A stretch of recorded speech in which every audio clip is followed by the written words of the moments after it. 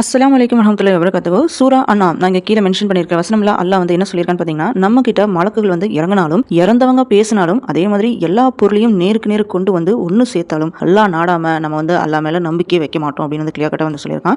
இது மட்டும் இல்லாம இந்த மாதிரி நிறைய பேர் இன்னும் அறியாதவங்களா தான் இருக்காங்க. அல்லாஹ் இந்த மாதிரி ஒவ்வொரு நபிமாருக்கும், மனுஷனுக்கும் இல்ல ஜின்னுகளில் இருக்கிற எல்லாத்துக்கும் ஷைத்தானை வந்து விரோதியா ஆக்கிட்டான் அல்லாஹ். கொஞ்சம் பேர் என்ன பண்றாங்கன்னு பார்த்தீங்கன்னா, ஏமாத்துற மாதிரி டெக்கரேட்டிவ் வேர்ட்ஸ் எல்லாமே வந்து பேசிட்டு இருக்காங்க. அதுக்கப்புறம் வேற கொஞ்சம் பேர்கிட்ட வந்து சீக்கிரட்டா வந்து அனௌன்ஸ் பண்றாங்க. அல்லாஹ் நாடி இருந்தா இவங்க யாருமே இதை வந்து செய்ய மாட்டாங்க. யாரெல்லாம் வந்து இந்த மாதிரி பண்றாங்களோ அவங்களையும் இந்த மாதிரி ஃபேப்ரிகேட்டர், அதாவது இட்டு கட்டுபவர் அப்படின்னு சொல்லுவாங்க, இதை விட்டுடுங்க அப்படின்ட்டு அல்லாஹ் அவனோட திருமறை குர்ஆன்ல தெளிவா சொல்லியிருக்கான். அல்லாஹ் குர்ஆன்ல மென்ஷன் பண்ணன மாதிரி தான் இந்த துனியாவுல நிறைய பேர் வந்து இருக்காங்க. இந்த வீடியோ பார்க்குற நீங்க கண்டிப்பா இந்த மாதிரி ஆளுகளை வந்து நீங்க பார்த்திருப்பீங்க, உங்க லைஃப்ல வந்து மீட் பண்ணிருப்பீங்க. அல்லாஹ் நாடனா நம்ம வந்து எந்த தப்பும் பண்ண மாட்டோம். தப்பு மட்டும் இல்ல, எல்லா விஷயங்களையும் தான் சூரா அன்ஆம்ல அல்லாஹ் வந்து இந்த வசனம் மூலமா நமக்கு தெளிவுபடுத்தியிருக்கான். நம்ம குர்ஆன் வந்து அரபியில மட்டும் ஓதாம மீனிங் புரிஞ்சு ஓதனம்னா நம்ம வந்து அழுதுருவோம். இன்ஷா அல்லாஹ் எனக்கும் உங்களுக்கும் குர்ஆன் வந்து மீனிங் புரிஞ்சு ஓதுற பாக்கியத்தை அல்லாஹ் நாடுவானாக அப்படின்ற துவா பண்ணுவோம்.